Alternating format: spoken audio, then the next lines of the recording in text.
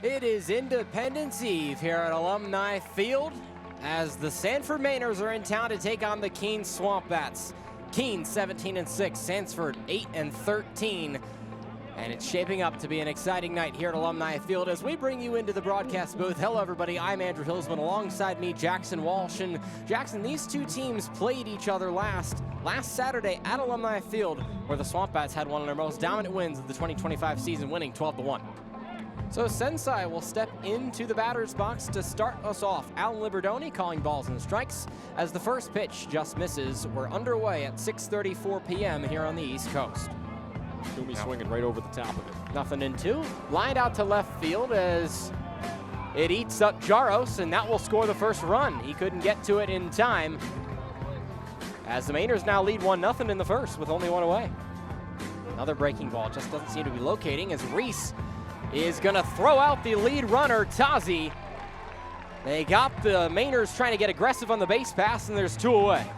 Great awareness from the catcher, Ripken Reese. That brings Hudson to the plate. 2-2, swing and a miss, strike three.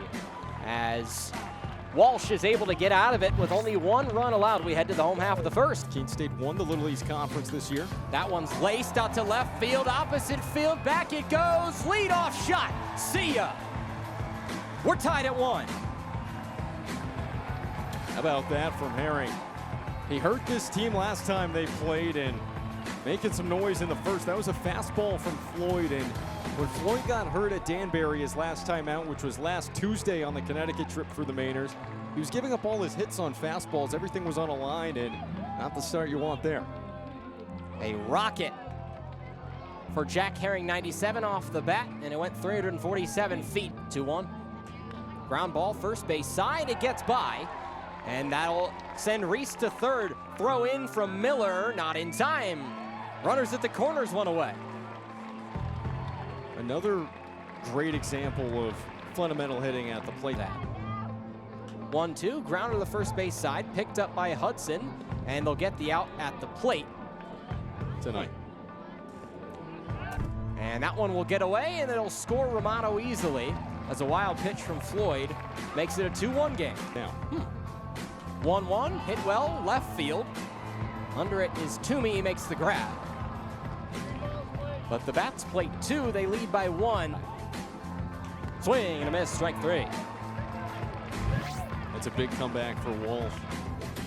Off speed, got him swinging.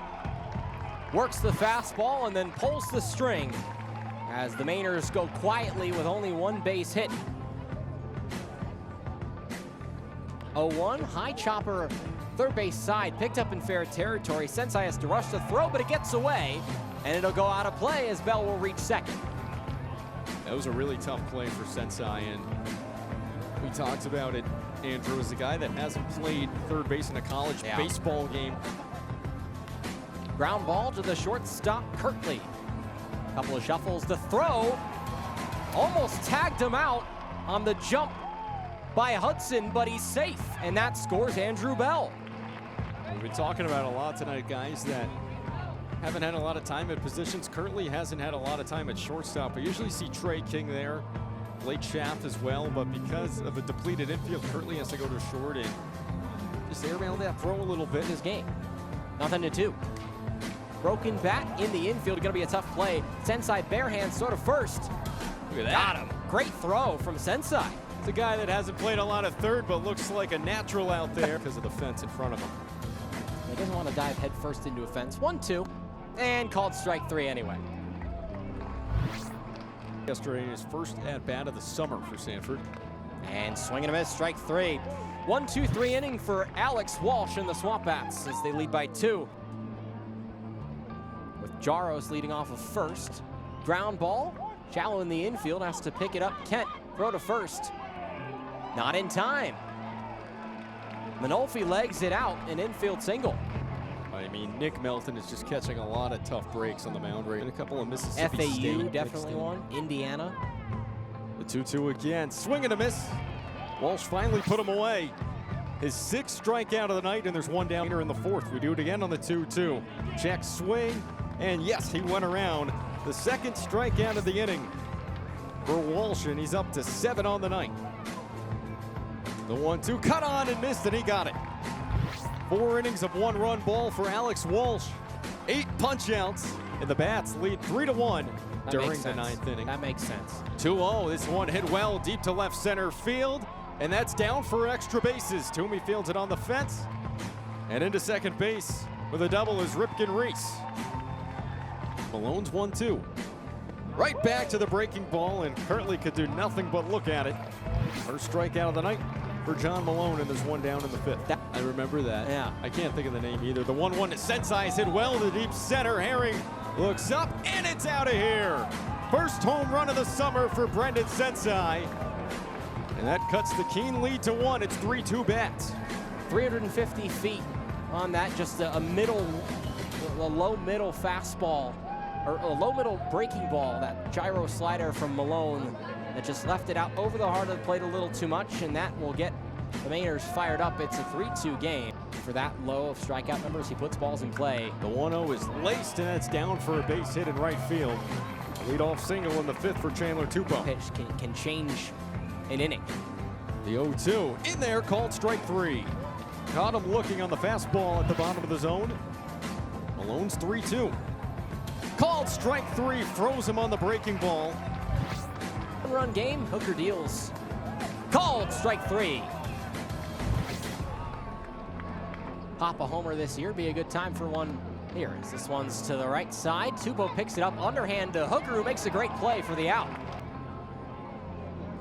Swinging a drive, center field. Herring looks back at the warning track. We're tied. It's 3-3, 2 on the day for Brendan Sensai, and another 2-out shot for the Mainers. Back-to-back homers for Sensai. And the Mainers dugout loves it down there. We got a tie game. Doubled, was actually hit it further than a homer. Runner goes, tag in time, they got him.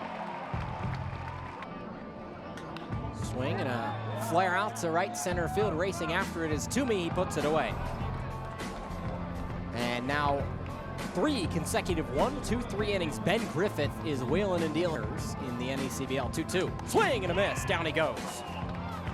That's just pure gas. 2-2, 2 away. Hooker the pitch, swing and a miss, strike 3. 1-2-3 for Jake Hooker and the SwampBats. Bottom 8th we go. Tupou, Jaros, and Manolfi up to the plate. Manolfi. Grounder, third base side, picked up by Sensai on the run, makes the throw in time. The SwampBats go down 1-2-3. 2. Called strike 3. Ben Dean rings him up at 94. 1-2, 2 away. Got him! And the loudest roar at Alumni Field thus far erupts. 3-3 to the bottom of the 9th we go.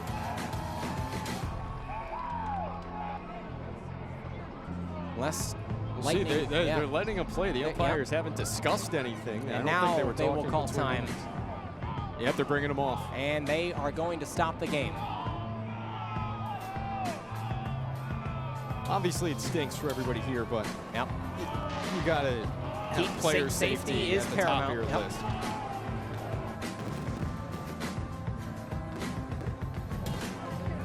3-3, bottom of the 9th, 1 away. After a rain delay, we've had a fireworks show here. Grounder, third base side. Nice play by Sensai, throw over to first. Got him! How about that? Showing off the leather at the hot corner. Sensai all the way across the diamond. Winding the deal. Liner, could it get down? Back on it as Kirtley makes the play, and we will go to extra innings. Scored 2 runs in the top of the 10th in both. The 0-2 is hit well to center. Did he do it again? Way back at the wall. It's gone! Oh my goodness! The 3rd blast of the night for Brendan Sensai, and the Mainers take a 5-3 lead in the 10th. Unbelievable. What a bomb from Sensai. A career day for him. Like singled back in the 6th. First pitch from Cordero's hit well. Deep into the night. Way back. It's out of here. 2 2-run homers in the top of the 10th for Sanford, and the lead's now 7-3.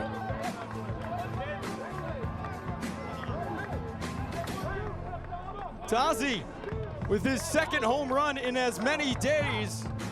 He just joined the team yesterday. He already won the award. I don't know if we give out double ups. Belted! Way back there! Third blast of the inning! On a 3-0 fastball, Charlie Jones leaves the yard. And my goodness, the Mainers take a 9-3 lead in the 10th. Well, when it rains, it pours. That's for sure. That was a no-doubter. 99 off the bat, 376.5 feet. Arrow trying to get out of a nightmare 10th inning.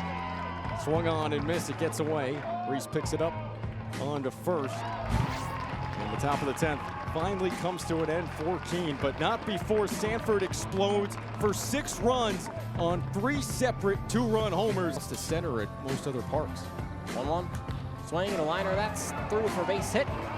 As Herring comes home to score, makes it 9-4 with 2 away. It's a good piece of hitting. Down in the count. Yeah, it's a good flared single. Bullpen really willed this team to a big spot tonight. Ground ball, and struggling with it. Throw to first. In time, the game's over. Good play by Kent over to Hudson. But what a day for the Sanford Mainers as they win 9-4 off of 6 runs and 3 homers in the top of the 10th. Jackson, you're a Sanford Mainers fan. That is a heck of a game for you to watch.